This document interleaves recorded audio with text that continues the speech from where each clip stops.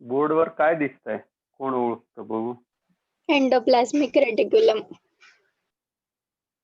हो, very good.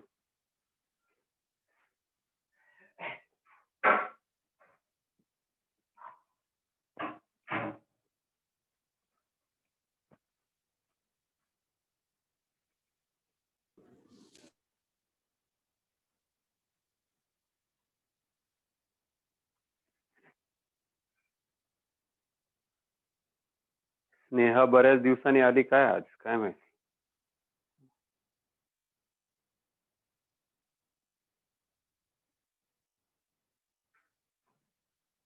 आज आपण समजून घेणार आहोत ट्रान्सक्रिप्शन काय असतं. आज मी तुम्हाला सगळं ब्रीफ सगळं करून देणार आहे.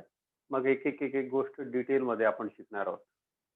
आज आपल्याला समजून घ्यायचं आहे ट्रान्सक्रिप्शन, त्याच्यानंतर ट्रान्सलेशन, या सगळ्या गोष्टी आपण बघणार आहोत. आज आपण काय करू, इंट्रोडक्टरी पार्ट बघू. इंट्रोडक्टरी पार्ट तुम्हाला पूर्ण आयडिया देऊन टाकेल की इथून पुढे कसं कसं काय काय शिकायचं आपल्याला, आणि ते शिकल्यानंतर म्हणजे त्याच्यात डिटेल पार्ट्स आपण मग स्टार्ट करू. पहिल्यांदा आपण समजून घेऊ की पूर्ण ट्रान्सक्रिप्शन काय प्रकार असतो, ट्रान्सलेशन काय असतो, प्रोटीन सिंथेसिस काय असतं. म्हणजे थोडक्यात आजपासून आपण काय चालू करतोय, प्रोटीन सिंथेसिस साठी काय काय आवश्यक आहे. आणि हे protein synthesis it is very important feature of all living organisms. आणि त्याच्यासाठीची सगळी तयारी काय काय असते, कशा पद्धतीने असतं, ते आपण आज शिकणार आहोत. तर हेडिंग देऊया, प्रोटीन सिंथेसिस.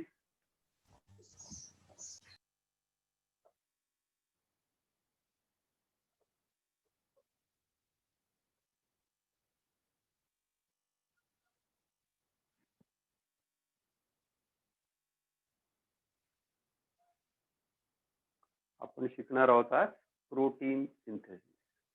प्रोटीन सिंथेसिसच्या निरनिराळ्या स्टेप्स आहेत. त्या सगळ्या स्टेप्स वन बाय वन आपण समजून घेणार आहोत.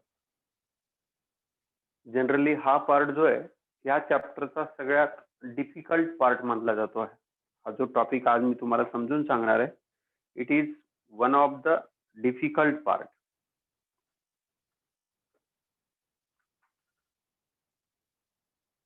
पेज नंबर 77 वर, पेज नंबर 77 वर टेक्स्ट बुकच्या, आपल्या महाराष्ट्र स्टेट बुकच्या पेज नंबर 77 वर पासून याची सुरुवात झालेली आहे.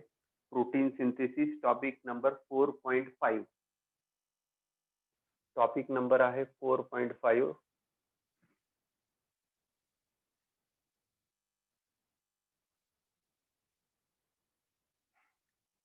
Protein synthesis. प्रोटीन सिंथेसिस मध्ये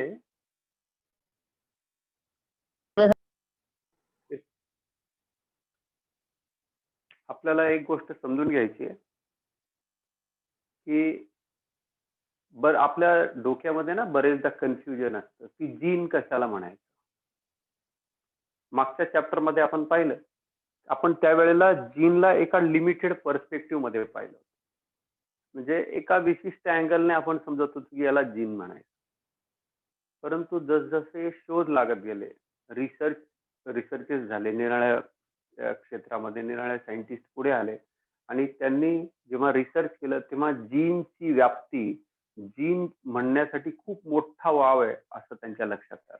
आणि मग त्याला त्यांनी कशा कशाला जीन म्हणू शकतो, किंवा जीन म्हणजे नुसता एक पर्टिक्युलर सेगमेंट आहे आणि त्या सेगमेंट पासून ज्याच्यापासून प्रोटीन बनतात तोच जीन असतो, हा समज जो होता पूर्वापार चालत असलेला, जो आधीपासून आपण समजतो की जीन याला जीन म्हणायचं, तर तो समज बाजूला पडला. आणि तो समज जसा बाजूला पडला तसं काय होत गेलं की आज जीन एक वेगळ्या पर्स्पेक्टिव्हने, एक चांगल्या मोठ्या टर्मिनॉलॉजीच्या अँगलने आपण त्याला बघत असतो. तर आज आपल्याला एक गोष्ट समजून घ्यायची आहे की नुसतं प्रोटीन सिंथेसिस करतात त्यांना जीन म्हणत नाही. ज्याच्याने फक्त प्रोटीन सिंथेसिस होतं त्यालाच आपण जीन म्हणत नाही, ही गोष्ट लक्षात ठेवा. म्हणजे नुसतं प्रोटीन सिंथेसिस होत असेल असा न्यूक्लिओटाइडचा sequence which is responsible for, आता तुम्हाला एक छोटीशी आयडिया मी तुम्हाला दिलेली आहे सगळ्यांना, की डीएनए जो आहे बाळांनो, तो आपण काय समजत होतो डीएनए ला, की डीएनए मध्ये असं काहीतरी असेल. इथून जोपर्यंत आपल्याला माहित नव्हतं तोपर्यंत आपण समजत होतो की डीएनए वर असं काहीतरी हे असेल, इन्फॉर्मेशन असेल की ती कोड केली जाते. आता आपण एक एक गोष्ट जेव्हा डिटेल समजून घेतोय, तेव्हा आपल्याला एक गोष्ट लक्षात आली की डीएनए हा स्वतःच न्यूक्लिओटाइडने बनलेला आहे. What is DNA? DNA is a polymer structure of nucleotide. Nucleotides are the monomers of DNA. आणि ह्याचं पॉलिमरायझेशन होतं, याची पूर्ण चेन तयार होते. अशा दोन चेन्स एकमेकांना हायड्रोजन बॉन्डने जेव्हा जोडल्या जातात, त्याला आपण डबल हेलिक्स म्हणतो किंवा हेलिकल स्ट्रक्चर म्हणतो. आणि हा हेलिकल स्ट्रक्चर जेव्हा असं हायड्रोजन बॉन्डने जोडलेलं असतं, ते एकमेकांना ओव्हरलॅप न करता पूर्ण स्ट्रँड बनलेला असतो. या स्ट्रँडवरचा विशिष्ट असा न्यूक्लिओटाइडचा सिक्वेन्स म्हणजे जीन असतो. हे आपण समजून घेतलं. आता या गोष्टीला आपण एक गोष्ट करत जर समजायला सुरुवात केली तर आपल्याला लक्षात येईल की प्रोटीन सिंथेसिस काय प्रकार असतो, प्रोटीन सिंथेसिस मध्ये काय इम्पॉर्टंट आहे. इथं प्रोटीन सिंथेसिस याला हेडिंग द्यायचं कारण काय होतं? प्रोटीन सिंथेसिस ही थोडीशी ब्रॉड टर्म आहे. प्रोटीन सिंथेसिसचा अर्थ होतो की ज्याच्यामध्ये अमायनो ऍसिड्स एकत्र येतात, एक पॉलीपेप्टाइडची चेन बनवतात आणि पॉलीपेप्टाइडची chain later on get converted into this protein. आता आपण पाहिलं मगाशी मी जी डायग्राम काढली होती, तुम्ही पाहिली असेल अशी डायग्राम काढली होती ना आता बोर्डवर, जे सुरुवातीला ज्यांनी जॉईन केलं त्यांनी पाहिलं. हा असा पार्ट असतो. याला आपण काय म्हणतो? Endoplasmic reticulum. एंडोप्लाझ्मिक रेटिक्युलम जो आहे, या एंडोप्लाझ्मिक रेटिक्युलमच्या सरफेसवर आपण पाहतो असे काय लागलेले असतात? काय लागलेले असतात? रायबोसोम्स असतात, बरोबर. आणि एंडोप्लाझ्मिक रेटिक्युलम हे कोणत्या सेलचं कॅरेक्टर आहे? एनिमल. कोणत्या सेलमध्ये? कोण बोलला ॲनिमल? मी. कशाचं कॅरेक्टरिस्टिक आहे? Eukaryotic cells. युकॅरियोटिक सेलचा कॅरेक्टरिस्टिक फीचर. सगळ्या युकॅरियोटिक सेल्स मध्ये आपल्याला काय पाहायला मिळतो? एंडोप्लाझ्मिक रेटिक्युलम पाहायला मिळतो. या एंडोप्लाझ्मिक रेटिक्युलम मध्ये आपल्याला याच्या सरफेसवर इथे रायबोसोम्स पाहायला मिळतात. पहिले सगळं समजून घ्या आणि मग आपण पुढे जाऊ. आता इथे लक्षात घ्या की प्रोटीन सिंथेसिस काय प्रकार आहे. तर प्रोटीन सिंथेसिस म्हणजे काय की कुठल्याही लिव्हिंग ऑर्गॅनिझमला त्याच्यातले जे कॅरेक्टर्स एक्सप्रेस होतात ते generally because of the proteins होतात. Because of the protein. आता बिकॉज ऑफ द प्रोटीन्स एक रफ एक्झाम्पल देतो. सगळं 1 to 1 आपल्याला रिलेट करता येणार नाही कारण it is very broad term. तर नखांचा जो आकार आहे, नख केस जे आहेत किंवा आईज मध्ये जे पिगमेंट आहेत, तर ह्या सगळ्या ज्या गोष्टी आहेत, तर ह्या सगळ्या काय आहेत? प्रोटीन्स. आपण शिकलोय की all enzymes are protein, but all proteins are not enzymes. परंतु मॅक्सिमम एन्झाइम्स जे आहेत आपल्या बॉडीमध्ये, मॅक्झिमम जे एन्झाइम्स आहेत they are in the form of protein. तसं केस बनवण्यासाठी पण काही प्रोटीन्स असतील, नख बनवण्यासाठी पण प्रोटीन असतील. तसं चेहऱ्याला विशिष्ट असा आकार आला पाहिजे, हातापायाची साईज अशी असली पाहिजे, त्याच्यानंतर मसल्स असे असले पाहिजे. मसल्स बनवण्यासाठी मसल्स मध्ये आपल्याला माहिती निरनिराळ्या प्रकारचे प्रोटीन असतात, बोन्स मध्ये प्रोटीन. म्हणजे टोटल बॉडीला बनवण्यासाठी प्रोटीनची आवश्यकता. आणि प्रोटीन्स जे असतात ते फॉर्म होतात सेलच्या आत. ते कसे फॉर्म होतात? कारण ज्या प्रकारची रिक्वायरमेंट जशी बॉडीकडून येत असते तसं त्या सेलच्या आतला जो न्यूक्लिओटाइडचा सिक्वेन्स आहे, थोडंसं अवघड जात आहे मला माहिती आहे. डीएनए जो आहे, नीट लक्ष द्या, जो डीएनए आहे, या डीएनए वर जे 2 स्ट्रँड आहेत आपल्याला माहिती आहे, त्या दोन्ही स्ट्रँड एकमेकांना जॉईन कशाने झालेले आहेत? न्यूक्लिओटाइड्सने जॉईन झालेले आहेत. आणि ते त्यातल्या त्यात आणखी आत जाऊन जर बघितलं तर कशाने जॉईन झालेले आहेत? की या न्यूक्लिओटाइड्सवर पण एका एंडला एक नायट्रोजन बेस आहे, दुसऱ्या एंडला दुसरा नायट्रोजन बेस आहे. याच्या आधारावर एक पूर्ण अशी चेन तयार झालेली आहे, जिथे हायड्रोजन बॉन्ड दोन्ही इकडचा एक नायट्रोजन बेस, इकडचा एक नायट्रोजन बेस, आणि असं पूर्ण चेन तयार. आता ही जी चेन तयार झालेली आहे, या चेन मध्ये हा जो सिक्वेन्स आहे, नायट्रोजन बेसेसचा जो सिक्वेन्स आहे, या नायट्रोजन बेसेसच्या सिक्वेन्सचा स्टडी सायंटिस्ट लोकांनी केला. आणि तो स्टडी केल्यानंतर त्यांच्या एक गोष्ट लक्षात आली की हा जो सिक्वेन्स आहे, हा सिक्वेन्स व्हेरिएबल आहे. हा सिक्वेन्स एकाच प्रकारचा नाही, वेगवेगळ्या पद्धतीचा आहे. आणि त्याच्यातला एक विशिष्ट असा सिक्वेन्स विशिष्ट प्रकारचा अमायनो ऍसिड बनवतो. त्याच्यातला विशिष्ट असा सिक्वेन्स, स्पेसिफिक असा सिक्वेन्स, हा स्पेसिफिक अशा अमायनो ऍसिडच्या फॉर्मेशनला रिस्पॉन्सिबल आहे. नीट लक्ष द्या. समजा एक्झाम्पल म्हणून सांगतो, ए सी जी हा एक सिक्वेन्स, जी टी सी हा एक दुसरा सिक्वेन्स.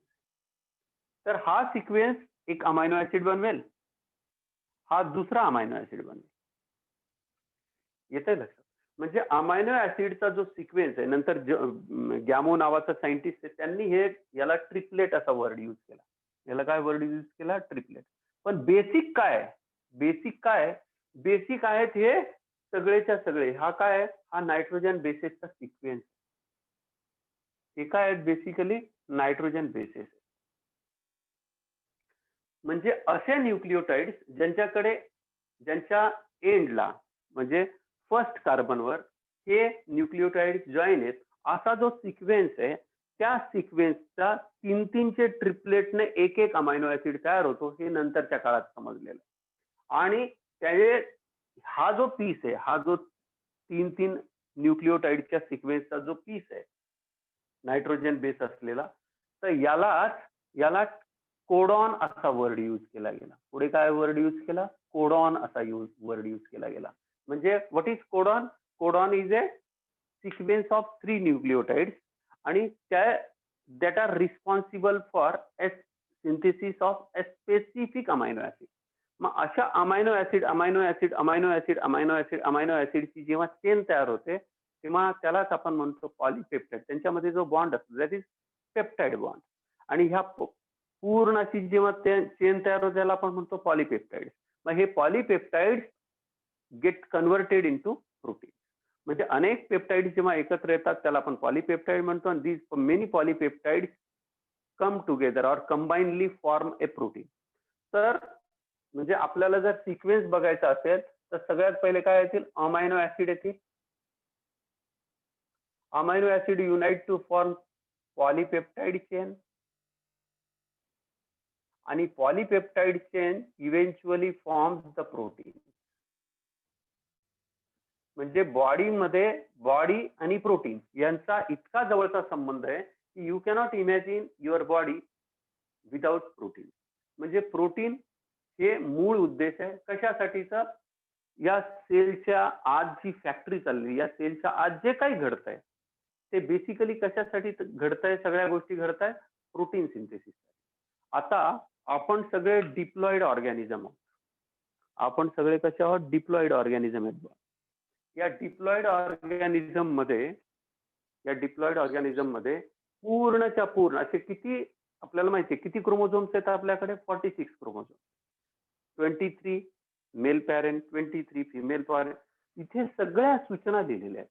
सगळ्या प्रकारचे हे जे सिक्वेन्स आहेत, सूचना लिहिलेलं असणं म्हणजे काय? की हा न्यूक्लिओटाइडचा फिक्स असा सिक्वेन्स असतो. प्रत्येक व्यक्तीच्या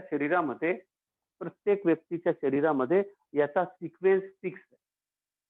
आणि त्यानुसार त्याचे प्रोटीन सगळे बनत असतात. ह्युमन आणि इट इज 99.99% सगळ्या ह्युमन बिंग्स मध्ये 99.90 असं आपण वर्ड यूज करतो. 99.90% जो सिक्वेन्स आहे, हा सगळ्या ह्युमन बिंग्स मध्ये, जगामध्ये जेवढे ह्युमन बिंग्स असतील त्यांच्यामध्ये सिमिलर दिसतो. हा, it is vary from species to species. माणूस जर म्हटलं तर एकच स्पेसिस आहे. असं तुम्ही ज्या वेळेला दुसऱ्या मॅमल्सशी कम्पेअर करता त्यावेळेला त्यांच्यामध्ये हा सिक्वेन्स व्हेरिएबल असू शकतो. तर हा जो सिक्वेन्स आहे, हा सिक्वेन्स जो आहे, या सिक्वेन्स नुसार प्रोटीन्स बनतात. या सिक्वेन्सला कोड करण्याची व्यवस्था केली गेलेली आहे. कशी केली गेलेली आहे ते आपण बघणार. आता नीट लक्ष द्या, मी माझ्या टॉपिकवर येतोय पुन्हा. आता पहिल्यांदा काय, कुठलाही टॉपिक शिकायचा असेल तर का शिकतोय आणि कशा पद्धतीने तो काम करतो ते जर समजून घेतलं तर आपल्याला सोपं होईल. आपल्या टॉपिकचं नाव आहे प्रोटीन सिंथेसिस. प्रोटीन सिंथेसिस करण्यासाठी गरज कशाची आहे? न्यूक्लिओटाइडच्या सिक्वेन्सची. कसं होतं, काय होतं त्याची पूर्ण ब्रीफ आयडिया देतो, मग आपण त्याच्या डिटेलमध्ये जाणार आहोत. Suppose this is cell. इथून सुरुवात करूया. ही एक सेल आहे. या सेलच्या आत न्यूक्लियस आहे. या न्यूक्लियस मध्ये हे सगळा डीएनए आहे. बरोबर. हा जो डीएनए आहे हा डबल स्टँडर्ड आहे. हा डीएनए बाहेर काढतोय आपण. काय होतं ते नीट समजून घ्या. हा डीएनए आपण बाहेर काढून समजून घेतोय की कशा पद्धतीने हे सगळं होणार आहे पुढे जाऊन. तर हा डीएनए आपण बाहेर काढला, हा आहे डबल स्टँडर्ड.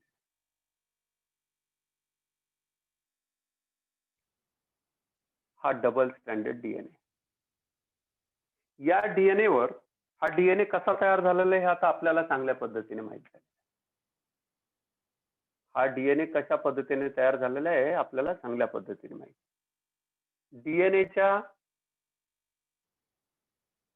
डीएनएच्या दोन्ही स्ट्रँड्सवर या ठिकाणी काय आहे? न्यूक्लिओटाइड.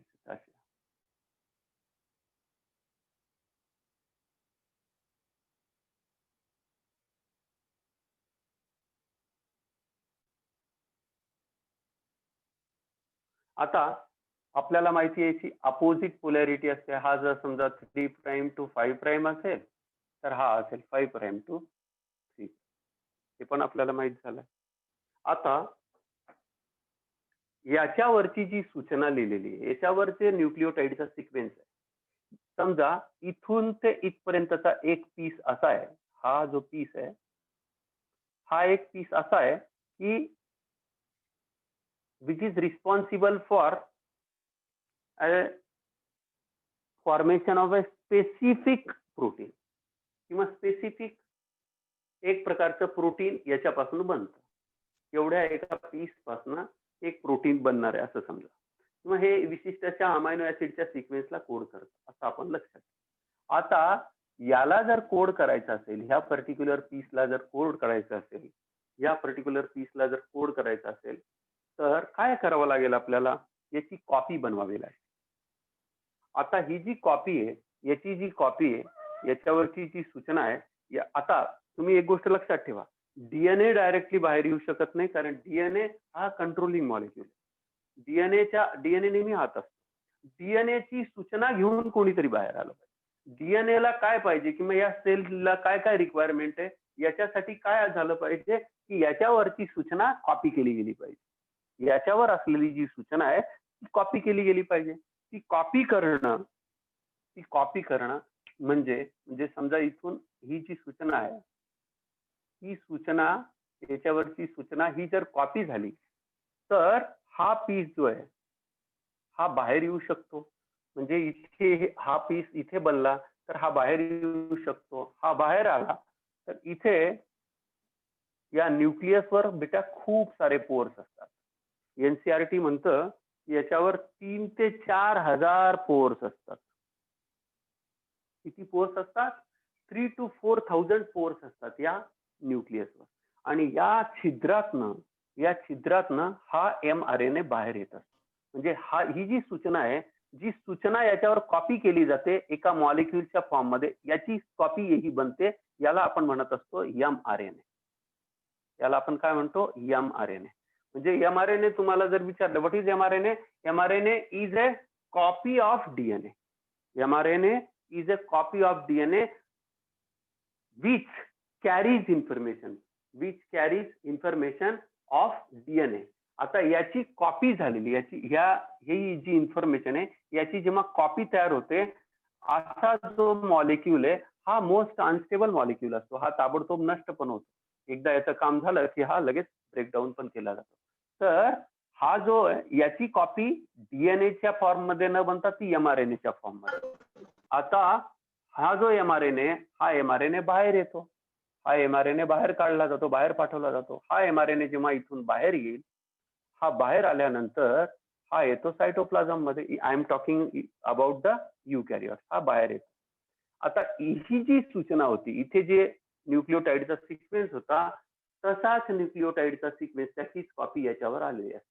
आता याला जसा हा बाहेर येतो तसं याला अटॅच होतात रायबोसोम.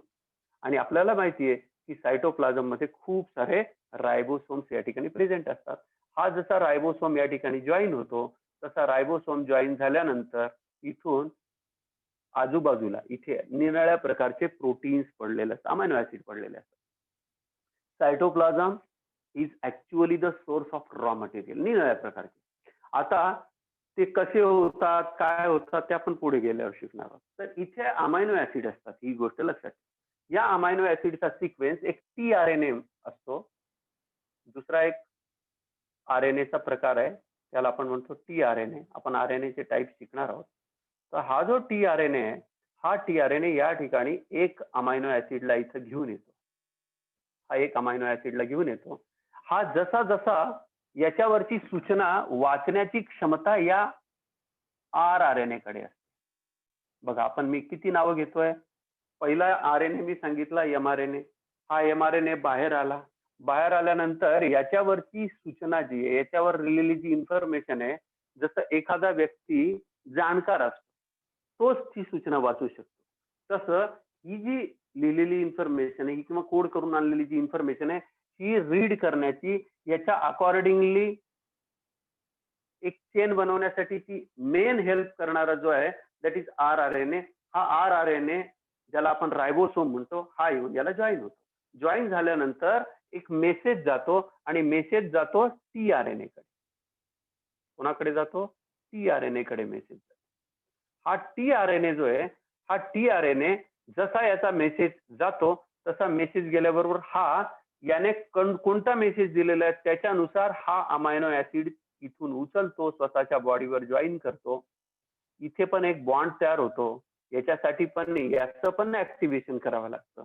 आता हा जॉईन झालेला जो अमायनो ऍसिडचा पार्ट आहे, हा जो अमायनो ऍसिड आहे, हे अमायनो ऍसिड घेऊन हा टीआरएनए या ठिकाणी येतो. आणि हा इथे आला की इथे या ठिकाणी एक एक एक एक जसं जसं हे पुढे पुढे जाईल, या एमआरएनए वर एक एक कोड वाचत जाईल. आणि हा चालतो किती, याची चालण्याची पद्धत काय ते नीट समजून घ्या. याची चालण्याची पद्धत आहे की दर वेळेला 3 स्टेप चालतो, म्हणजे एक एक कोडॉन चालतो. ए सी सी जी जी सी असं, अशा पद्धतीने जे कोड्स असतात हे कोडॉन्स असतात, असं 3 म्हणजे इथून हा एक स्टेप पुढे गेला तर याचा अर्थ किती, एक ट्रिपलेट पुढे गेला, पुन्हा एक ट्रिपलेट पुढे गेला, पुन्हा एक ट्रिपलेट पुढे गेला, पुन्हा एक ट्रिपलेट पुढे गेला. असं जसजसे हे ट्रिपलेट जसे जसे जितके कोडॉन्स पुढे पुढे जाईल तशी तसा मेसेज जाईल आणि तसा तसा एक एक टीआरएनए एकेका अमायनो ऍसिडला आणून इथे जॉईन करत जाईल. अशा पद्धतीने चेन बनत जाते. आणि ह्या अमायनो ऍसिड मध्ये दुसऱ्या अमायनो ऍसिड मध्ये यांच्यामध्ये बॉन्ड फॉर्मेशनची शक्ती असते, तिथे पॉवर असते. हे दोन्ही एकमेकांच्या जवळ येता बरोबर यांच्या बरोबर बॉन्ड तयार होतो आणि हा जो पार्ट असतो टीआरएनएचा पार्ट असतो एका बाजूने बाहेर टाकला जातो. म्हणून आपण काय म्हणतो, आरआरएनए बद्दल असा वर्ड यूज करतो आपण, rRNA are ribosomal RNAs are the protein factories of the cell. Protein factory म्हणतो आपण. याचं कारण काय की एका बाजूला हे जसं पुढे जाईल तसा एक येईल, जॉईन करेल, पुढे जाईल, एक येईल, एक अमायनो ऍसिड येईल, पुढे जाईल. आणि अशा पद्धतीने यांच्यामध्ये जो बॉन्ड फॉर्म होईल दॅट इज पॉलिपेप्टाइड बॉन्ड. आणि हा जो बॉन्ड पूर्ण तयार होईल याच्यानंतर पूर्ण एक स्ट्रक्चर तयार होईल. लेट सी की असं एक स्ट्रक्चर तयार झालं, असं पूर्ण एक स्ट्रक्चर तयार होईल, असं पूर्ण स्ट्रक्चर. ठीक आहे. आता हे जे पूर्ण स्ट्रक्चर तयार झालेलं आहे, या स्ट्रक्चरवर काही प्रोसेसिंग इथे होईल आणि काही प्रोसेसिंग जे असतं ते बाहेर टाकलं जातं. आता ह्याच्या बाजूला काय आहे तुम्हाला माहिती, ते काय दिस इज एंडोप्लाझ्मिक रेटिक्युलम. या एंडोप्लाझ्मिक रेटिक्युलम मध्ये याला पुढे पाठवलं जातं. याच्यावर बाकीची प्रोसेसिंग इथे केली जाते.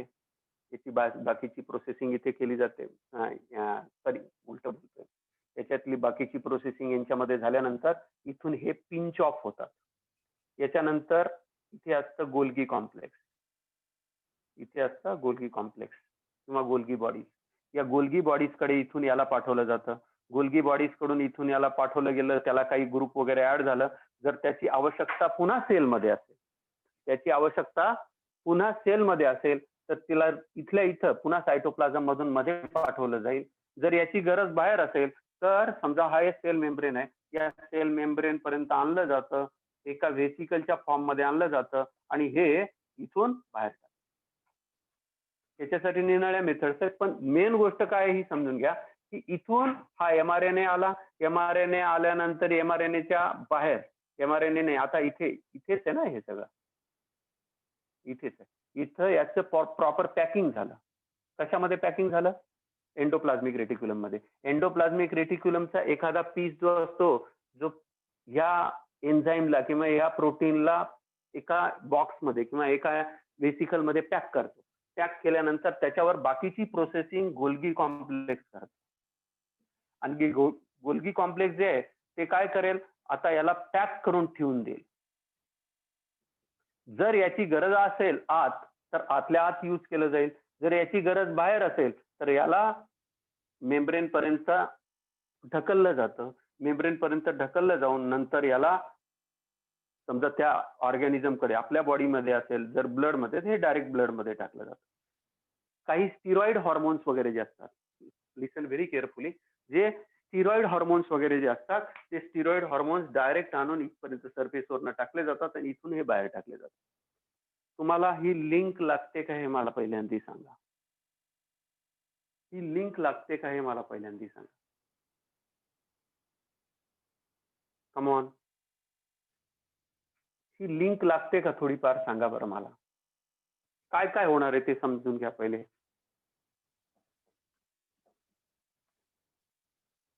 मी जे सांगितलं त्याला 5 मिनिटात रिवाइज करतो.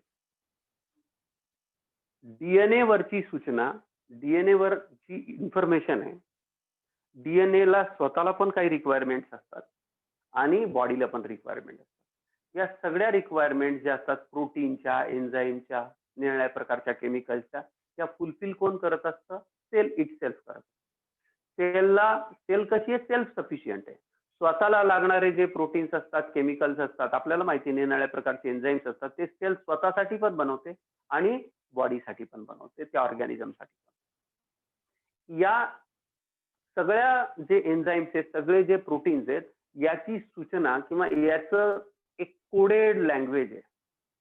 ती कोडेड लँग्वेज म्हणजे काय? नायट्रोजनस बेसचा एक सिक्वेन्स. त्या सिक्वेन्सची जर कॉपी बनली नाही, तर ती सूचना येऊन त्याच्यापासून ऍक्च्युअल प्रोटीन बनणार नाही. मग त्यासाठी काय करावं लागतं? सगळ्यात पहिली गोष्ट की तो जो सिक्वेन्स आहे नायट्रोजनस बेसेसचा, त्याची कॉपी बनवावी लागते. याला आपण म्हणतो ट्रान्सक्रिप्ट. त्याला आपण काय वर्ड यूज करतो? ट्रान्सक्रिप्ट.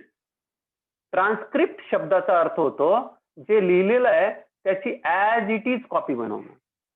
ट्रान्सक्रिप्ट शब्दाचा अर्थ काय होतो? जे लिहिलेलं आहे त्याची एक्झॅक्ट कॉपी बनवणं. याला आपण म्हणतो ट्रान्सक्रिप्ट.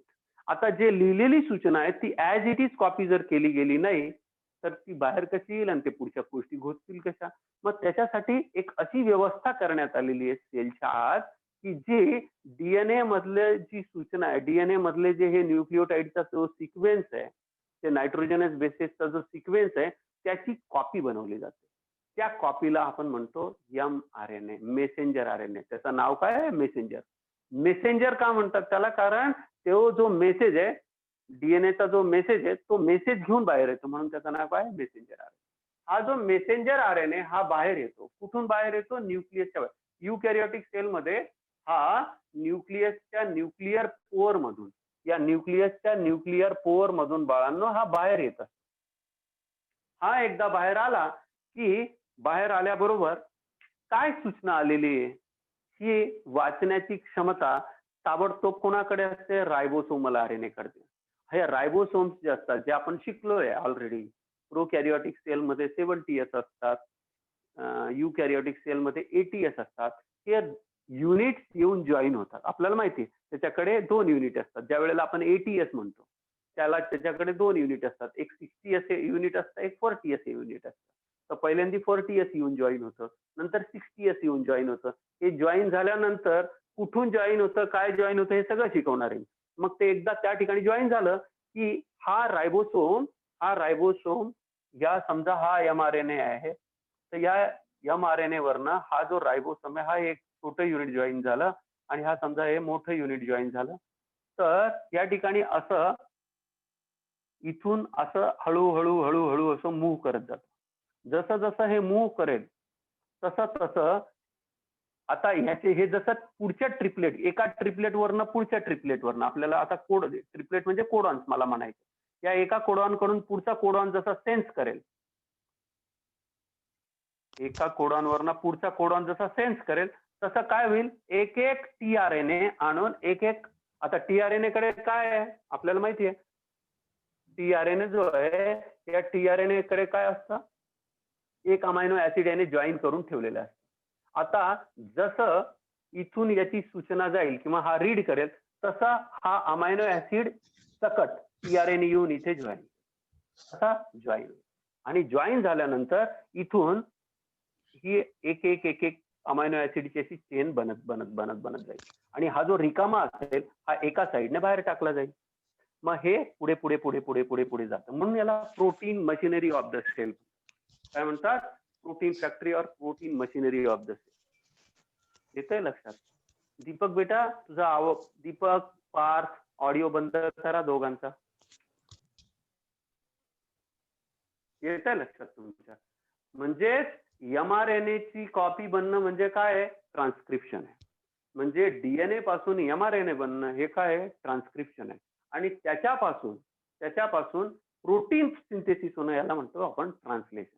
म्हणजे 3 स्टेप येतात. काय काय की डीएनए पासून mRNA ची कॉपी बनणं आणि mRNA पासून ऍक्च्युअली त्याचं कन्व्हर्जन होणं, अमायनो ऍसिड बनून त्याचं कन्व्हर्जन प्रोटीन बनण्यामध्ये होणं याला आपण म्हणतो translation.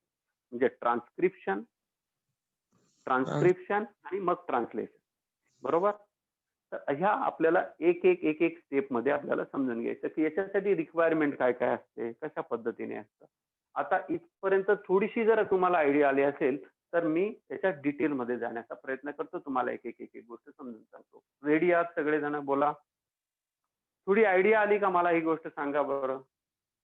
Yes sir. Yes, sir. हो सर. काय करायचंय पुढे, आपल्याला काय शिकायचंय, Yes, sir. पुढे काय काय शिकायचंय ते तुमच्या लक्षात येतंय लक्षात, तर ते आपण समजून घेऊ.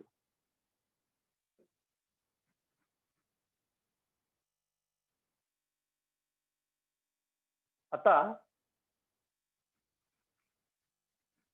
डीएनए वरची जी सूचना आहे तिची कॉपी करणं म्हणजे ट्रान्सक्रिप्शन. ही गोष्ट आता आपल्याला लक्षात आलेली.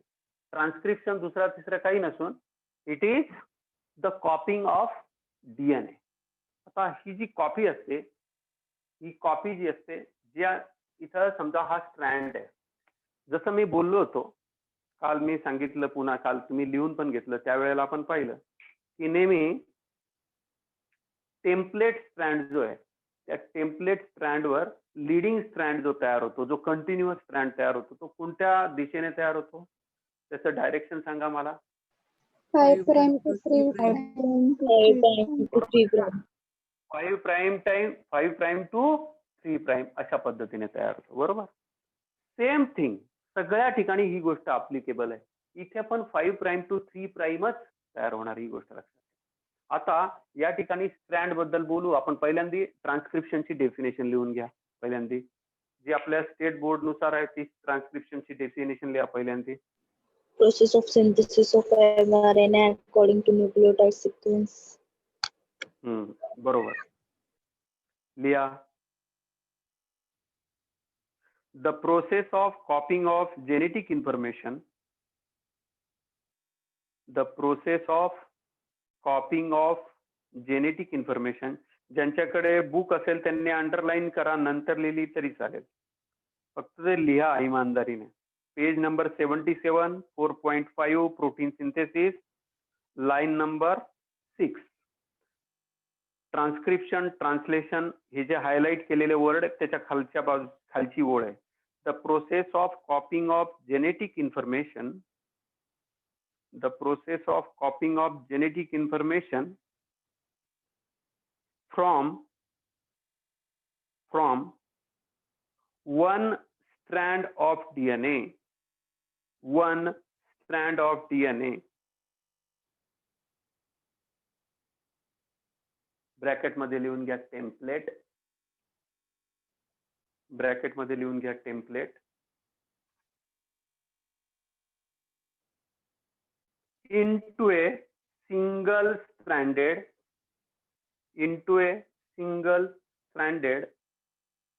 RNA transcript, RNA transcript,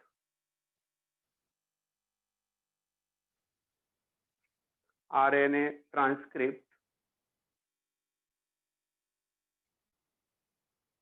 is termed as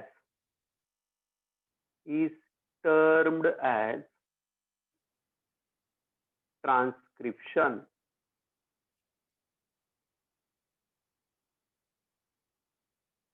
Is termed as transcription.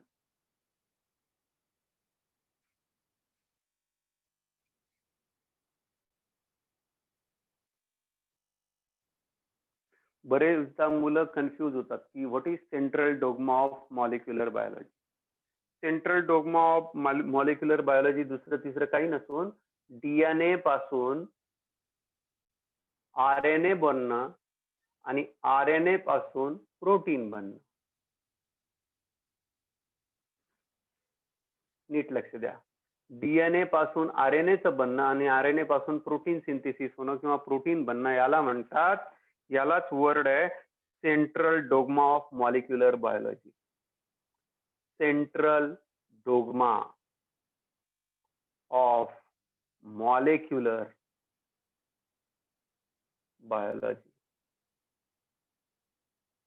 Molecular बायोलॉजीचा मुख्य भाग सेंट्रल डोग्मा. मुख्य भाग काय आहे मॉलिक्युलर बायोलॉजीचा की डीएनए पासून आरएनए बनणं आणि आरएनए पासून प्रोटीन बनणं. This is called as central dogma of molecular biology. I think you are getting. समजतंय सगळ्यांना? हो सर. Yes, sir. आता फक्त फरक काय पडतो तेवढी गोष्ट लक्षात ठेवा. एक गोष्ट लक्षात ठेवायची, आरएनए मध्ये इन्स्टेड ऑफ थायमिन काय यूज केलं जाईल? Instead of thymine uracil. थायमिनच्या ऐवजी काय यूज केलं जाईल? युरासिल यूज केलं जाईल. काय यूज केलं जाईल? युरासिल. एवढीच गोष्ट फक्त लक्षात ठेवायची. ज्या ज्या वेळेला तुम्ही डीएनए पासून आरएनए बनवता त्यावेळेला थायमिन जिथे जिथे येईल त्याच्याऐवजी तुम्हाला काय लिहायचं? यू लिहायचं.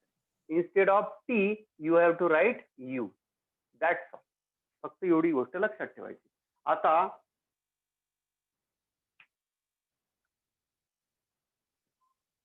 आता दोन स्ट्रँड आहेत. आता नीट समजून घ्या. आता थोडासा कन्सेप्च्युअल पार्ट येतोय, नीट लक्ष द्या. दोन स्ट्रँड आहे.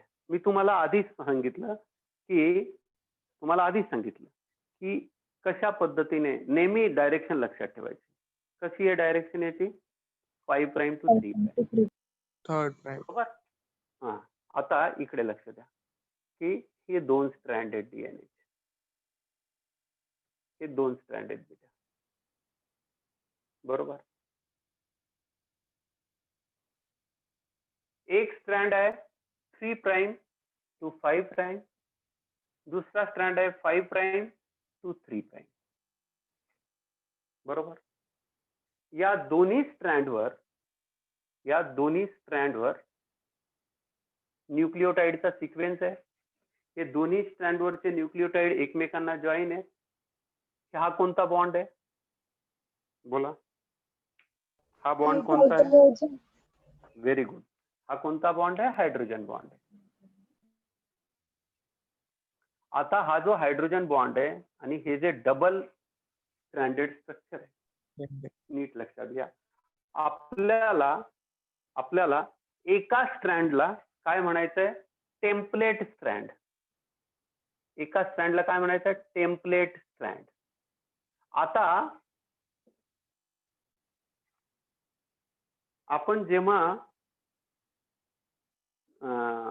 रेप्लिकेशन शिकत होतो, रेप्लिकेशन शिकताना काय होतं की सलग त्याच्यावर असा काही भेद नव्हता की कशाला टेम्पलेट म्हणायचं आणि कशाला कोडिंग म्हणायचं. इथं आपल्याला तो फरक करायचा आहे. तिथे दोन्ही स्ट्रँडची कॉपी तयार होते. दोन्ही स्ट्रँड टेम्पलेट स्ट्रँड होते. दोन्ही स्ट्रँड टेम्पलेट स्ट्रँड होते आणि दोन्ही स्ट्रँडवरची सूचना जी होते, दोन्ही स्ट्रँडवरचे जे न्यूक्लियोटाइड होते ते एकमेकांना कॉम्प्लिमेंटरी होते. इथेही आहे, या स्ट्रँडवर जे असेल त्याच्या कॉम्प्लिमेंटरी बेस पेअर इथे असेल, या स्ट्रँडवर जे असेल त्याची कॉम्प्लिमेंटरी बेस पेअर इथे असेल. बरोबर आहे, कारण हा स्ट्रँड नॉर्मल स्ट्रँड आहे. This is normal DNA strand. बरोबर. आता समजा याच्यावर एक असं लेट्स से की AGTC CGA अशा पद्धतीचा आहे. आता याला आपण अशा पद्धतीने 3-3च्या सेटमध्ये डिवाइड करूया. बघा, हा एक झाला आणि हा दुसरा पीस झाला. बरोबर. याची जर आपल्याला कॉपी बनवायची आहे, समजा याची जर आपल्याला कॉपी बनवायची, नीट लक्ष द्या. आता इथे कन्सेप्ट आहे, थोडंसं काळजीपूर्वक लक्ष द्या. याची जर आपल्याला कॉपी बनवायची, हा आपला जीन आहे, हा आपला जीन आहे, याची आपल्याला कॉपी बनवायची, तर काय करावं लागेल? याची जर कॉपी बनवायची असेल, याची जर कॉपी बनवायची असेल तर हा जो स्ट्रँड आहे, हा स्ट्रँड नीट लक्षात घ्या.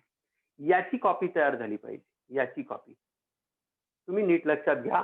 हे जर पाहिजे असतील तुम्हाला, हे जर पाहिजे असेल, AGT पाहिजे असेल, CGA पाहिजे असेल, त्याची कॉम्प्लिमेंटरी बेस पेअर बघा इकडे काय काय. एचं बेस पेअरिंग कोणाबरोबर होईल? डीएनए. हा अजून कन्फ्युज नका. एचं बरोबर कोणाबरोबर होईल? TGC TA CG GC AT. बरोबर आहे. तिथे GG लिहिलं. एवढं कळलं का सगळ्यांना? बघा कुठे ग? सेकंड नंबरला. Second number. Yes yes, GC. हा, हे लक्षात आलं का? एवढं समजलं का सगळ्यांना? आता आपल्याला काय कोड बनवायचा? हा बनवायचा. हा, हे जे कोडॉन्स आहेत हे आपल्याला कोड करायचे. मग आपल्याला काय करावं लागेल? आपल्याला हे करावं लागेल की ही कॉपी मिळवण्यासाठी ही कॉपी कशी मिळेल ती लक्षात. याची कॉपी जर तुम्हाला ज्या वेळेला करायची असते ना, ह्याची कॉपी, जेणेकरून पुढच्या वेळेला पुन्हा आपल्याला हेच मिळालं पाहिजे. नीट लक्षात घ्या. थोडस नीट लक्षात घ्या. तुम्हाला AGT पाहिजे, AGT पाहिजे. बरोबर. आता AGT जर तुम्हाला पाहिजे तर तुम्हाला काय करावं लागेल? याची कॉम्प्लिमेंटरी बेस पेअर काय आहे? TCA. बरोबर. म्हणजे तुम्हाला हे ऍक्च्युअली तुमच्याकडे जेव्हा ट्रान्सक्रिप्ट तयार होईल तेव्हा ते जेव्हा वेळेला कन्व्हर्ट व्हायला जातं, जेव्हा ते कन्व्हर्ट होतं तेव्हा तुम्हाला हे मिळेल. नीट समजून घ्या. तुम्हाला हे जर पाहिजे असेल तर ऍज इट इज याची कॉपी कशी मिळू शकते? याची कॉपी जर तुम्ही केली तर याची ऍज इट इज कॉपी नाही मिळणार तुम्हाला, कारण ती कॉपी काहीतरी डिफरंट राहील. कारण याचा तुम्ही ज्या ज्या वेळेला याची कॉपी बनवण्याचा प्रयत्न करता ती अल्टिमेटली ती काय आहे? हे कॉम्प्लिमेंटरी बेस पेअर आहे. म्हणून या स्ट्रँडला, जो खालचा जो स्ट्रँड असतो, या स्ट्रँडला आपण नेहमी काय म्हणत असतो? Coding strand. याला काय म्हणतो बाळांनो आपण? Coding strand. आणि हा जो वरचा स्ट्रँड ज्याची आपल्याला कॉपी बनवायची त्याला आपण म्हणतो टेम्पलेट स्ट्रँड. थोडस काळजीपूर्वक समजलं तर तुम्हाला समजेल, नाही तर नाही समजणार. नीट लक्ष द्या. याला मी काय नाव देतोय? Coding strand. याला काय म्हणतोय? Template strand. टेम्पलेट स्ट्रँड म्हणजे ज्याची कॉपी मला बनवायची आहे त्याला मी काय नाव देतोय? Template strand. कारण हा ऍक्च्युअली आपल्याला पाहिजे आणि हा काय आहे? हा त्याची कॉपी आहे. कॉम्प्लिमेंटरी बेस पेअर्स आहेत. आता समजा तुम्ही याचा mRNA बनवला. आता mRNA कसा बनेल आपल्याला माहिती आहे. कसा बनेल? आता याच्या एक्झॅक्टली असा बनेल हे बघा असा. मी दुसऱ्या कलरने दाखवतो. mRNA जो असतो नेहमी कसा बनतो? 5 प्राइम टू 3 प्राइम. हा इथे असा बनेल. 5 प्राइम टू 3 प्राइम. आता याच्यावर काय तयार होतील? बेस पेअर तयार होतील ना याच्या. मी पहिली गोष्ट ही लक्षात ठेवा, कन्फ्यूज नका होऊ, सगळ्यांनी नीट लक्षात घ्या. हे जर तुम्हाला पाहिजे असेल तर याची काय बनवावी लागेल तुम्हाला? कॉम्प्लिमेंटरी बनवावी लागेल ना. याच्या एक्झॅक्टली याची दुसरी कॉपी, कॉम्प्लिमेंटरी कॉपी बनवली तर ज्या वेळेला ऍक्च्युअल प्रोटीन सिंथेसिस होतं, ज्या वेळेला तेव्हा तुम्हाला ही कॉपी मिळेल. तेव्हा तुम्हाला हे रीड करताना जेव्हा रायबोसोम कडे ही कॉपी जाते त्यावेळेला तुम्हाला ही या अकॉर्डिंग या सिक्वेन्सने तुम्हाला मिळतील. समजा उलट करून पाहिला. आता तुम्हाला जर कन्फ्यूज होत असाल तर मी तुम्हाला सांगतो. समजा याची कॉपी बनवली आपण. समजा याला आपण समजलो की टेम्पलेट स्ट्रँड आहे. याला आपण टेम्पलेट स्टँड समजलो तर आपल्याला इकडे काय मिळेल? ए मिळेल, जी मिळेल आणि टी मिळेल. हा ए, जी आणि टी हा जेव्हा mRNA बाहेर घेऊन जाईल, लिसन व्हेरी केअरफुली, तर हा जेव्हा बाहेर घेऊन जाईल तर याची अपोजिट हे कॉपी मिळेल. हे अपोजिट बनतं बेटा नेहमी. याच्या एक्झॅक्टली अपोजिट बनवलं जातं. मग आपल्याला पाहिजे असेल जर हा कोड तर हा कोड कॉपी करून नाही चालणार. हा जर पाहिजे असेल तर आपल्याला याच्यासारखी कॉपी तयार झाली पाहिजे. म्हणून याला आपण काय वर्ड यूज करतो? याला ह्या खालचा जो स्ट्रँड आहे याला आपण वर्ड काय यूज करतोय? Coding strand. कोड कोणासारखा कोड तयार होणार आहे? जो आपल्याला जेनेटिक जो कोड आपण बनवतोय, जो mRNA बनवतोय, कोणासारखा बनवतोय? याच्यासारखा बनवतोय. तुम्हीच बघा आता याच्यावर फक्त एक न्यूक्लिओटाइडचा सिक्वेन्स चेंज होईल. आता बघा इकडे लक्ष द्या. आता 5 प्राइम टू 3 प्राइम याचं आता हा जर RNA आहे तर याचं पेअरिंग कशाबरोबर आहे? याच्यात थायमिन नाहीये. बरोबर आहे. इथे काय येईल? यू येईल. इथे काय येईल? सी येईल. इथे काय येईल? ए येईल. इथे काय येईल? जी येईल. इथे काय येईल? सी येईल. इथे काय आहे? पुन्हा यू येईल. येतंय का लक्षात? बघा इथे काय होईल? दिस इज mRNA ना. हा काय आहे? मेसेंजर RNA बनवतोय आपण. मेसेज कसा घेऊन जातोय बघा. याची कॉपी. तसं बघायला गेलं तर समजा जर डीएनए वर बनला असता तर ही कॉपी. म्हणजेच याच्यासारखा हा बनला. याच्यासारखा. कॉम्प्लिमेंटरी बघा ना, सगळ्यांची कॉम्प्लिमेंटरी बघा. बघा प्रत्येक ठिकाणी बघा. फक्त टीच्या ठिकाणी काय होतं? युरासिल होतं. बाकी सगळं सेम टू सेम. याला आपण म्हणतो ट्रान्सक्रिप्ट. याला आपण काय म्हणत असतो? ट्रान्सक्रिप्ट म्हणतो बाळा. आणि हा कशा पद्धतीने बनतो? एका ठिकाणी अटॅच होऊन पूर्ण असा कॉपी करत बनतो. याच्यासाठी हे कॉपी करण्यासाठी काही खास व्यवस्था लागते याला. त्याला आपण म्हणतो ज्याच्यामुळे हे सगळं बनतं त्याला म्हणतो आपण प्रमोटर. जिथपर्यंत याला बनायचं असतं तिथपर्यंत बनतं आणि त्याच्यानंतर एक टर्मिनेशन पॉइंट येतो. त्याला टर्मिनेशन कोडॉन म्हणतात किंवा टर्मिनेटर म्हणतात. त्या टर्मिनेटर पासून हा पूर्ण बनलेला हा पूर्णच्या पूर्ण सेपरेट होतो आणि न्यूक्लियस मधून बाहेर येतो. येतंय का तुमच्या सगळ्यांच्या लक्षात? म्हणजे मला जी कॉपी बनवायची ह्या ज्या ट्रान्सक्रिप्टची जी कॉपी या न्यूक्लिओटाइडची जी कॉपी बनवायची आहे ती कॉपी याची हे मला पाहिजे तर याचे कॉम्प्लिमेंटरी बेस पेअर्स माझ्याकडे असतील. हे जे कॉम्प्लिमेंटरी बेस पेअर्स असतील याची सूचना घेऊन mRNA जाईल. ज्या वेळेला mRNA याची सूचना घेऊन जाईल त्यावेळेला जसं तुम्ही तिथे सुद्धा ही गोष्ट लक्षात ठेवायची. तो जो रायबोसोमल RNA आहे तो सुद्धा याच पद्धतीने रीड करेल. 5 प्राइम टू 3 प्राइम रीड करेल. तो रीड केल्यानंतर याच्या AGT AGT या हिशोबाने तो कोड बनवेल, या हिशोबाने तो प्रोटीनची अरेंजमेंट करेल. येत आहे लक्षात? कारण हा त्याच्या अपोजिट, त्याच्या बरोबरच्या त्या आरएनएवर याच्या अकॉर्डिंग तिथे न्यूक्लिओटाइड्स जोडले जातील आणि ते न्यूक्लिओटाइड जोडले गेले की त्याच्या अकॉर्डिंग आपल्याला जो डिझायर्ड कोड राहील तो मिळू शकेल. येत आहे का तुमच्या लक्षात? हे एकमेकांमध्ये असं अडकलेलं आहे बेटा. हे जे आहे ना, हे एकमेकांमध्ये अडकलेलं आहे. तुम्हाला हा पाहिजे असेल तर हा कॉपी करावा लागेल. म्हणून याला आपण काय म्हणतो? टेम्पलेट स्ट्रँड, याला आपण म्हणतो कोडिंग स्ट्रँड. आता याच्यासाठी आणखी काही वर्ड्स आहेत. ज्याला कोडिंग स्ट्रँड म्हणतो त्याला सेन्स स्ट्रँड पण म्हटलं जातं. त्या कोडिंग स्ट्रँडलाच आपण काय वर्ड यूज करतो? सेन्स स्ट्रँड म्हणतो आणि याला अँटी सेन्स म्हणतो. एकाला आपण काय म्हणतो? Template strand is also called anti sense आणि याला आपण काय म्हणतो? सेन्स.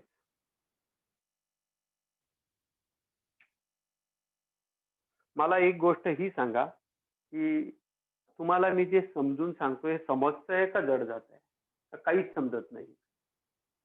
कमॉन बोला.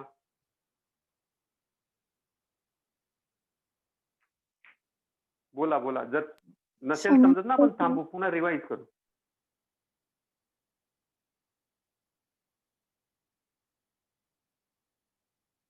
रेडमी कोण आहे? रेडमी वाला कोण आहे बेटा? रिपीट करतो, पण रेडमी वाला कोण आहे? नाव सांग.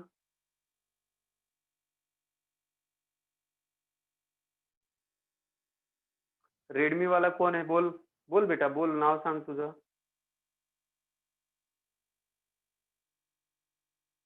हे बघा, मी रिपीट करतो, मी लाईन टू लाईन वाचतो, एक लाईन आपण समजून घेऊ, घाबरू नका. बघा, transcription, page number 78. What is transcription? त्याने कॅन यू रिकॉल? तर इथं दिलेलं आहे ते बॉक्समध्ये, अजून शिकवलेलं सांगितलेलंच नाही, तेवढ्यात त्याने रिकॉल शब्द वापरले आहेत. असू द्या, आपल्याला त्या बॉक्सशी काही घेणं देणं नाही. खाली बघू. A, topic number A, page number 78 काय म्हणतोय? During transcription information of only one strand of DNA is copied. बरोबर आहे. 2 स्ट्रँड पैकी एका स्ट्रँडची इन्फॉर्मेशन कॉपी केली जाते. जे मी शिकवलं ते तुम्हाला इथे पुन्हा वाचायला मिळेल, नीट लक्षात द्या. During transcription information of only one strand of DNA is copied into RNA. This strand of DNA acts as a template. हा जो स्ट्रँड जो आहे तो टेम्पलेट सारखं काम करतो. Enzyme RNA polymerase catalyses. आता कोणतं एन्झाईम लागतं? तर हे याला बनवण्यासाठी जे एन्झाईम लागतं त्याचं नाव लिहून घ्या. त्याचं नाव आहे आरएनए पॉलिमरेज. आरएनए पॉलिमरेज नावाचं एन्झाईम असतं जे पॉलिमरायझेशन घडवून आणतं. कशाचं पॉलिमरायझेशन? आता इथे जे न्यूक्लिओटाइड्स असतील ते कोणते न्यूक्लिओटाइड्स आहेत? आरएनए न्यूक्लिओटाइड्स आहेत ना. आरएनए न्यूक्लिओटाइड्स आहेत बेटा हे. म्हणून या ठिकाणी काय लागणार आहे? Enzyme RNA polymerase. आता बघा, DNA is located in the nucleoid of prokaryote. आपल्याला माहिती आहे प्रोकॅरियोट्स मध्ये न्यूक्लिओइड आहे, न्यूक्लियस तर नाहीये. म्हणून काय म्हणतोय? DNA is located in the nucleoid of the prokaryote and in the nucleus of युकॅरियोटच्या न्यूक्लियस मध्ये आणि प्रोकॅरियोटच्या डायरेक्ट सायटोप्लाझम मध्ये ह्या सगळ्या गोष्टी घडत असतात. DNA transcription takes place in nucleus in eukaryote, जे मी आता तुम्हाला सांगतोय. Whereas translation occurs in cytoplasm, जे आपण सांगितलं, मी सुरुवातीलाच बोललो की ट्रान्सक्रिप्शन जे आहे ते न्यूक्लियस मध्ये होतं. ट्रान्सलेशन जे आहे त्याच्यापासून प्रोटीन बनण्याची जी क्रिया आहे कुठे होते? सायटोप्लाझम मध्ये. त्याची इन्फॉर्मेशन आहे. बघा, नीट लक्ष द्या. DNA transfers information to mRNA which then moves to the ribosomes. त्याच्यानंतर तो रायबोसोम जो असतो सूचना घेऊन एमआरएनए जो बाहेर आलेला असतो तो कोणाकडे जातो? हे वाचून दे बाबा, मी जे लिहून आणलेलं आहे हे मला वाचता येत नाही. या पत्राचं ट्रान्सलेशन तू मला करून दे. कोणाकडे गेला एमआरएनए? कोणाकडे आला? कोणाकडे आला? आरआरएनए कडे, रायबोसोम्स कडे आला. हा, रायबोसोम्स कडे आला. Transcription occurs in the nucleus during G1 and G2 phase. आता हे जे आहे ना, G1 आणि G2 फेज मध्ये ट्रान्सक्रिप्शन होतं. हे तुम्हाला पटतंय का? हे वाक्य मला बोला. G1 आणि G2 फेज मध्ये ट्रान्सक्रिप्शन होतं. हे तुम्हाला पटतंय का? विचार करा, मला सांगा. G1 and G2 phase of cell cycle. DNA has promoter and terminator sites. हा जो डीएनए असतो बाळांनो, हा डीएनए जो आहे, समजा हा डीएनए, तर डीएनएच्या एका टोकावर इथे प्रमोटर लावलेला असतो आणि दुसऱ्या बाजूला एक टर्मिनेटर असतो. आता प्रमोटर आणि टर्मिनेटरचा अर्थ समजून घेऊ. प्रमोटरचा अर्थ असा होतो की ज्याच्यामुळे हा एक अशी साईट प्रोव्हाइड करतो, अशी जागा प्रोव्हाइड करतो, ज्याच्यामुळे हे जे न्यूक्लिओटाइड्स आहेत, आरएनएचे न्यूक्लिओटाइड्स आहेत, एक एक एक एक एक एक येऊन जॉईन होत जाते. हे जॉईन होत जाते. म्हणजे प्रमोटरचं काम काय आहे की फॉर्मेशन ऑर सिंथेसिस. हे it helps to synthesise the mRNA. MRNA बनवण्यासाठी जो न्यूक्लिओटाइडचा डीएनए प्रोव्हाइड केलेला न्यूक्लिओटाइडचा एक असा सिक्वेन्स आहे की जो आरएनए बनवण्यासाठी, एमआरएनए बनवण्यासाठी मदत करतो. याला काय म्हणतात? प्रमोटर. याला काय म्हणतात? प्रमोटर. आणि ज्या वेळेला हे ट्रान्सक्रिप्ट बनवून किंवा एमआरएनए बनवून पूर्ण तयार होतो, त्यावेळेला एक पूर्ण ते पूर्ण कॉपी होत नाही. मग जेवढा जीनचा पार्ट आहे, जेवढं प्रोटीन बनवायचे तिथपर्यंत कॉपी झाली की हा टर्मिनेटर रिजन हे ओळखतं आणि इथून हा टर्मिनेटर रिजनला आल्यानंतर हा पूर्ण होतो, हा स्टॉप होतो. याला म्हणतात टर्मिनेटर. आता पुढे येत आहे बघा, नीट लक्ष द्या. Transcription starts at promoter site and stops at terminator site. बरोबर? Actually, the process of transcription in both prokaryotes and eukaryotes involves 3 stages. पहिली स्टेज काय? इनिशिएशन. इनिशिएशन म्हणजे आरंभ. इनिशिएशन म्हणजे सुरुवात. इथे सुरुवात झाली. सुरुवात झाल्यानंतर याची लांबी वाढत वाढत जाईल. याला म्हणतात इलॉंगेशन. याला काय म्हणतात? इलॉंगेशन. आणि जिथे स्टॉप होईल त्याला काय म्हणणार? टर्मिनेशन. थांबणं, याला काय म्हणतो आपण? टर्मिनेशन. बरोबर? म्हणजे इनिशिएशन म्हणजे सुरुवात, इलॉंगेशन म्हणजे याची लांबी वाढणं किंवा याची पूर्ण साईज पर्यंत त्याची कॉपी होणं, आणि टर्मिनेशन शब्दाचा अर्थ होतो जिथे एंड होते प्रोसेस. आता काय म्हणतोय? Transcription unit. आता हे जे मी तुम्हाला दाखवलेलं, दिस इज द ट्रान्सक्रिप्शन युनिट. आता या ट्रान्सक्रिप्शन युनिटचं वैशिष्ट्य काय? नीट लक्ष द्या. ईच ट्रान्सक्राइब्ड सेगमेंट, समजा हा एक सेगमेंट आहे, हा एक ज्याला ट्रान्सक्राइब करायचा आहे तो segment. Each transcribed segment of DNA is called transcription unit. जेवढ्या युनिटला, ज्या भागाचं तुम्हाला ट्रान्सक्रिप्शन करायचं आहे, ज्या भागाची सूचना तुम्हाला कॉपी करायची आहे, त्याला काय म्हटलं जातं? Transcription unit.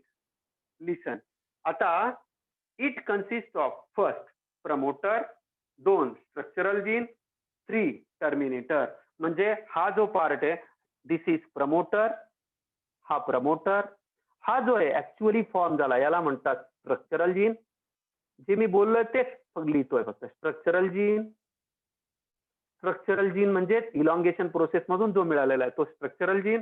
आणि शेवटी काय? टर्मिनेटर.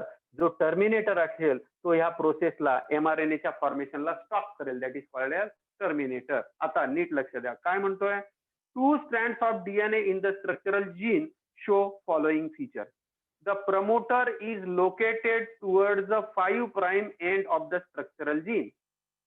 नीट लक्षात घ्या काय म्हणतोय. इकडे बघा, हे जे हा जो पार्ट आहे, हा इथे समजा, हा जो पार्ट आहे इथे काय अटॅच झाला? प्रमोटर अटॅच झाला. नीट लक्ष द्या. कुठल्या एंडला आहे? कुठल्या एंडला आहे? खालच्या स्ट्रँडच्या. कुठल्या एंडला आहे? कोडिंग स्ट्रँडच्या. कुठल्या एंडला आहे? 5' एंडला. याचा पण कोणता एंड आहे? 5' एंड आहे. नीट लक्षात द्या, याचा पण 5' एंड आहे. काय म्हणतोय बघा तो. The promoter is located toward the 5' end. 5' end of structural gene that is upstream. यालाच आपण काय म्हणतो? अपस्ट्रीम. आता अपस्ट्रीम वाचून कन्फ्यूज व्हायचं नाही. ज्या वेळेला बुक वाचायला गेल त्यावेळेला अपस्ट्रीम म्हणजे काय? प्रमोटरची जी साईट आहे त्याला आपण इकून हा अशा पद्धतीने पुढे पुढे सरकत जाणार आहे, याला आपण काय म्हणतो? पुढे जाणार आहे. आपण इथून मुंबईला जातो तर काय म्हणतो? अप. इकून नाशिकला येतो तर काय म्हणतो? डाऊन. कसं समजायचं? आपण इकून कुठे चाललोय? मुंबईला चाललोय. आपण इथून कुठे चाललोय? मुंबईला चाललोय. म्हणजे आपल्याला याची कॉपी करत याची कॉपी बनवायची आहे ना, तर ही कोणती स्ट्रीम आहे? Upstream. अपस्ट्रीम. जिथे हे स्टॉप होईल, जिथे स्टॉप होईल, ज्या ठिकाणाहून आपण परत वापस यायला निघू किंवा हे निघून जाईल बाजूला, त्याला आपण डाऊनस्ट्रीम म्हणतो. आता तेच लिहितोय बघा तो. The promoter is located towards 5 prime end of the structural gene that is upstream. It is a DNA sequence that provides binding site for the enzyme RNA polymerase. म्हणजे हा काय करेल? RNA पॉलिमरेजला बाइंड होण्यासाठी जागा देईल, जेणेकरून एक एक न्यूक्लियोटाइड. RNA पॉलिमरेजचं काम काय? RNA पॉलिमरेज या प्रमोटरला जॉईन होईल आणि एक एक न्यूक्लियोटाइड आणून जॉईन करत जाईल, एक एक न्यूक्लियोटाइड आणून जॉईन करत जाईल आणि ही चेन इलॉंगेट करते, लांब लांब लांब लांब. त्यालाच आपण इलॉंगेशन वर्ड इथे यूज केलाय. आता काय म्हणतोय बघा. It is the DNA sequence that provides binding site for the enzyme RNA polymerase. RNA polymerase binds to specific promoter. RNA polymerase कोणाच्याही मागे जात नाही. त्याला माहिती असतं की माझा प्रमोटर कोणता आहे आणि त्याच प्रमोटरला तो जॉईन होतो. म्हणजे डीएनए वर असलेला जो प्रमोटर आहे त्यालाच तो जाऊन जॉईन करेल आणि तरच तो एमआरएनएचं सिंथेसिस करेल, तरच तो एमआरएनए बनवेल. आता बघा काय म्हणतोय. In prokaryotes, the enzyme recognizes the promoter by its sigma factor subunit. आता जर समजा हे प्रोकॅरियोटच्या बाबतीत जर आपण बोलायला गेलो तर त्याला आपण म्हणतो सिग्मा फॅक्टर. असा एक फॅक्टर आहे, असा एक सिक्वेन्स आहे. या फॅक्टरला सिग्मा फॅक्टर असा वर्ड यूज केला जातो. याला या प्रमोटरच्या साईटला काय वर्ड यूज केला जाईल? Sigma factor. आणि ज्या ठिकाणी टर्मिनेशन होईल त्याला म्हणतात रो फॅक्टर. त्याला म्हणतात रो फॅक्टर. हे टर्मिनॉलॉजीज बेटा थोड्याशा डिफिकल्ट आहेत, परंतु याला म्हणतात sigma starting point, rho termination point. पुढे येतंय आपण बघू काय म्हणतोय बघा. Enzyme recognises the promoter by its sigma factor subunit. Structural genes 2 strands DNA have opposite polarity. हे आपल्याला माहिती आहे, डीएनएच्या दोन्ही स्ट्रँडला अपोजिट पोलॅरिटी असते. DNA dependent RNA polymerase catalyzes polymerization in 5 prime to 3 prime direction. नेहमी याचं कसं असतं? 5 prime to 3 prime direction मध्येच हा चालत असतो, बरोबर. So the DNA strand having 3 prime to 5 prime polarity acts as a template strand. यालाच आपण काय नाव दिलं? Template strand. हा कशासारखं काम करतो? Template strand. टेम्पलेट स्ट्रँड म्हणजे ज्याच्या सारखी कॉपी बनवायची आहे, ज्याच्या सारखी कॉपी बनवायची त्याला आपण काय म्हणतो? टेम्पलेट स्ट्रँड, बरोबर. The other strand of DNA having 5 prime to 3 prime polarity, म्हणजे हा खालचा 5 prime to 3 prime polarity is a complementary or complementary to template strand. हा कोणता स्ट्रँड आहे बेटा? कॉम्प्लिमेंटरी. याच्या कॉम्प्लिमेंटरी हा आहे, म्हणून याला आपण काय म्हणतोय? Complementary or complementary to template strand. The sequence of bases in this strand is same as in RNA. बघा आता काय लिहिलं, जे मी सांगितलं तेच याने लिहिलं. काय म्हणतोय की ऍज इट इज, जो सिक्वेन्स याच्याकडे तोच सिक्वेन्स आरएनए कडे. बघा आहे की नाही? सगळ्यांनी बघा बरं, आहे की नाही? जो सिक्वेन्स कोडिंग स्ट्रँड कडे, खालच्या स्ट्रँड कडे, तोच सिक्वेन्स याच्याकडे, कारण याच्या कॉम्प्लिमेंटरीज बनेल ना, याच्या कॉम्प्लिमेंटरीज बनेल. आता एनसीआरटीने इथे एक क्वेश्चन विचारलेला, 1 मिनिटात तुम्हाला 1 मिनिटात सांगतो. एनसीआरटीने क्वेश्चन विचारलेला आहे की का 2 एमआरएनए बनत नाही, एकच एमआरएनए का बरं बनतो? याचं उत्तर आहे बघा. जर समजा 2 एमआरएनए बनले असते तर एक एमआरएनए याच्यासारखा बनला असता, याची कॉम्प्लिमेंटरी बेसवर बनली, एक याची बनली असती आणि एक मोठा गोंधळ झाला असता. त्यामुळे देवाने याला फिक्स करून टाकलेलं आहे, कोणी बनवायचं आणि कोणी नाही बनवायचं. येतंय लक्षात? इथं गोंधळाचा काहीच वावच ठेवलेला नाही. त्यामुळे एकच कॉपी केली जाते. आणि दुसरी गोष्ट तुम्हीच विचार करा, समजा याच्यासारखा हा बनला आणि याच्यासारखा आणखी एक दुसरा बनला असता इथे, तर या दोघांचं बेस पेअरिंग होईल की नाही? या दोघांचं बेस पेअरिंग झालं असतं की नाही? तुम्हीच मला सांगा. कॅन यू इमॅजिन दिस? बोलवत राहा. समजा या खालच्याची कॉपी इथे बनवली गेली असते, दोन्ही समोरासमोर आले असते, तर यांच्यामध्ये काय होऊन गेलं असतं? एक डबल स्टँडर्ड आरएनए बनून गेला असता, बरोबर. आणि डबल स्टँडर्ड आरएनए काहीच कामाचा नसतो, कारण डबल स्टँडर्ड आरएनए रीड करण्यासाठी आपल्या सेल्सकडे कुठली सिस्टीम नाहीये. येत आहे तुमच्या लक्षात? डबल स्टँडर्ड आरएनए रीड करण्यासाठी कुठली सिस्टीम नाहीये, सिंगल स्टँडर्ड आरएनए फक्त रीड करू शकतो. आता काय म्हणतोय बघा, so the DNA strand having 3' to 5' polarity acts as a template strand. The other strand of DNA having 5' to 3' polarity is a complementary to template strand. The sequence of bases in this strand is same as RNA, where thymine is replaced by uracil. जे आपण already केलेलं आहे. Thymine is replaced by uracil. It is the actual coding strand. It is the actual coding strand. The information on this strand DNA is copied on mRNA. This is called sense strand. यालाच आपण sense strand पण म्हणतो. यालाच आपण काय word use करतो, coding स्ट्रँडलाच आपण sense strand पण म्हणतो. The terminator is located on 3' end. Terminator is located on 3' end. हे बघा, हा जो 3' एंड आहे ना, याच्या या बाजूला, याचा पण 3' एंड, याचा पण इथे या ठिकाणी टर्मिनेटर लोकेटेड आहे. Terminator is located at 3' end of coding strand that is downstream. यालाच आपण काय म्हणतो, downstream. It defines the end of the transcription process. After binding to the promoter, RNA polymerase moves along the DNA and causes the local unwinding. याच्यासाठी unwinding करण्यासाठी हेलिकेजची गरज नसते. RNA polymerase self sufficient असतो की तो ह्या स्ट्रँडला तेवढ्या काळापुरता सरळ करून घेतो आणि पुन्हा हा जसा पुढे निघून जातो तसा पुन्हा तो फाईल करून देतो.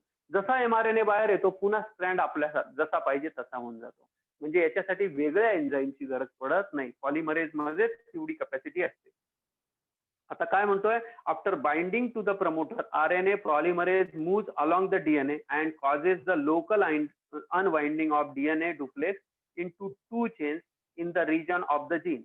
Exposed ATGC bases project into neoplasm. Only one strand function as a template and other strand is complementary, which is actually the coding strand, sense strand. बघा, कोडिंग स्ट्रँडला त्याने सेन्स स्ट्रँड म्हटलंय. The ribonucleoside triphosphate join to the base of DNA template chain as transcription proceed the hybrid DNA RNA. आता याला DNA RNA म्हणण्याचं कारण काय इथे लक्षात घ्या.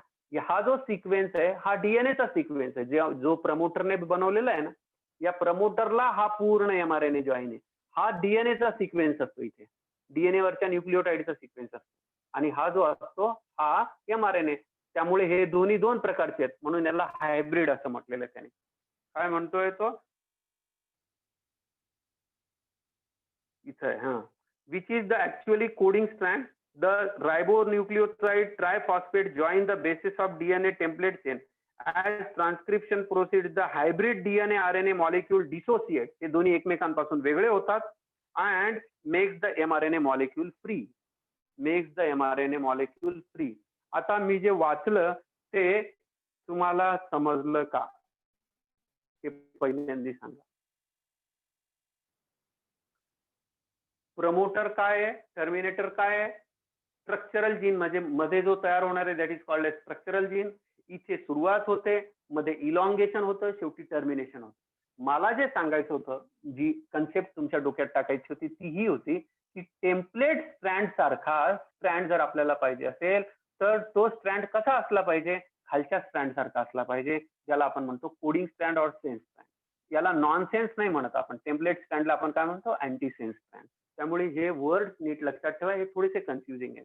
कन्फ्युजिंग म्हणजे याच्यासारखं जर तुम्हाला पाहिजे असेल तर तुम्हाला ही कॉम्प्लिमेंटरी पेअर तयार झाली पाहिजे, कॉम्प्लिमेंटरी हे न्यूक्लियोटाइड तिथे तयार झाले पाहिजे. हे जेव्हा पुढे जातात ऍक्च्युअली प्रोटीन सिंथेसिस मध्ये, त्यावेळेला प्रोटीन्स या हिशोबाने बनतात बेटा. या हिशोबाने कसं बनतात ते तुम्हाला मी सांगणार आहे.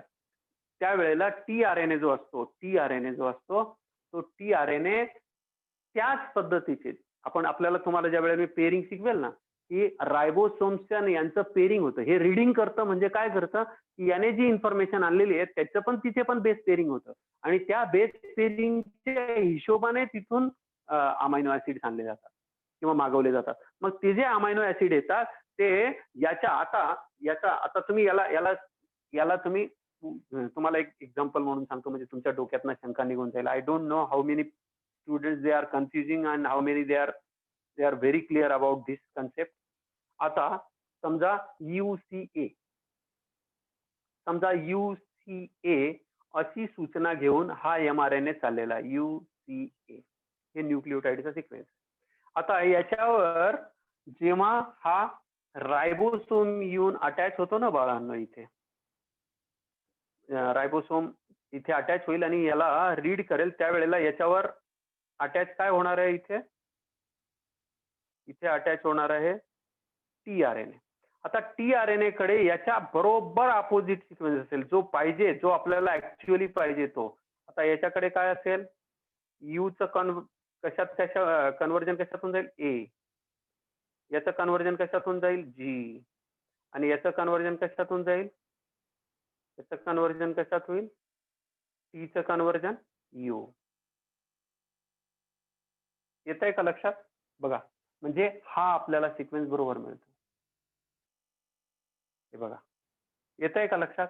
म्हणजे तुम्हाला हे पाहिजे होतं, हे इथे मिळालं आणि याच्या हिशोबाने इथे अमायनो ऍसिड जॉईन होईल, इथे याचा अमायनो ऍसिड जॉईन. येत आहे का लक्षात? म्हणून याची कॉपी नाही बनवत आपण, खालच्याची कॉपी बनवतो. म्हणजे खालच्यासारखी याच्यासारखी कॉपी बनवतो. याला कळतंय का तुम्हाला? हे कळतंय का? बोला, कम ऑन. हे कळतंय का बाळांनो, का जड जात आहे? समजतंय सर. समजतंय का? गीतक, तुला कळतंय का गीतक? येस. आपल्याला जे पाहिजे ना त्याच्यासारखं, म्हणून याला आपण काय नाव देतो, टेम्पलेट स्टँड, आणि याला आपण काय नाव देतो, कोडिंग स्टँड. ही कन्सेप्ट जर तुम्हाला समजलं, आता काय करा, आता तुम्हाला होमवर्क काय, तुम्ही शांतपणे स्टेप बाय स्टेप हे सगळं लिहून काढा. आणि लिहून काढा, मी उद्या तुम्हाला याचा फ्लो चार्ट पण देतो. आणि याच्यानंतरची जी स्टेप आहे, प्रमोटर हे यांच्याबद्दलची जी डिटेल इन्फॉर्मेशन ती आपण पुढे समजून घेऊ. मला हे जे सांगायचं होतं की प्रोटीन सिंथेसिस मध्ये सगळ्यात मेन रोल कशाचा आहे, तर that is the formation of first. सगळ्यात महत्वाची गोष्ट काय, mRNA कसा बनतोय. mRNA जोसा बनेल तर mRNA वरनच पुढचे सगळ्या प्रोसेसेस होणार. प्रोटीन सिंथेसिस मध्ये पहिला जो पार्ट आहे, सगळ्यात महत्वाचा जो पार्ट आहे, that is actually the formation of mRNA. mRNA नंतर आपल्याला बाकीचे शिकायचे की RNA चे जेनेटिक 2 प्रकार पडतात, एक जेनेटिक RNA आणि दुसरा non genetic RNA. Non genetic RNA मध्ये 3 RNA असतात. कोणकोणते RNA असतात, तर mRNA, rRNA आणि tRNA. मग त्यांच्याबद्दल उद्या आपण समजून घेऊ. त्याच्यानंतर पुढचा जो पार्ट आहे, त्यांचं स्ट्रक्चर समजून घ्यावं लागेल, त्यांचं फंक्शन समजून घ्यावं लागेल आणि ऍक्च्युअली प्रोटीन सिंथेसिस मध्ये कसा रोल प्ले करतात ते आपल्याला समजून घ्यावं. आय होप आजचं लेक्चर मी तुम्हाला टाकून देतो, एकदा पुन्हा हे ऐका शांतपणे, तुम्ही कन्फ्यूज होणार नाही. आणि ज्या वेळेला मी शिकवतोय त्याच्या बाजूला टेक्स्ट बुक घेऊन बसा. सगळ्यांना एक सूचना आहे, सगळ्यांना सांगतो की प्रॉपरली एका बाजूला बुक घ्यायचं आणि एका बाजूला लेक्चर चालू ठेवायचं. लेक्चर ऐकता ज्या वेळेला मी वाचतोय त्यावेळेला वाचतात, तुम्ही पण वाचा, मी पण वाचलेलं आहे. तुम्ही एकाच वेळेला त्या सगळ्यांचा अर्थ लावत चला, एकदम इझी होऊन जाईल बेटा, मग अवघड जाणार नाही. Thank you, good bye.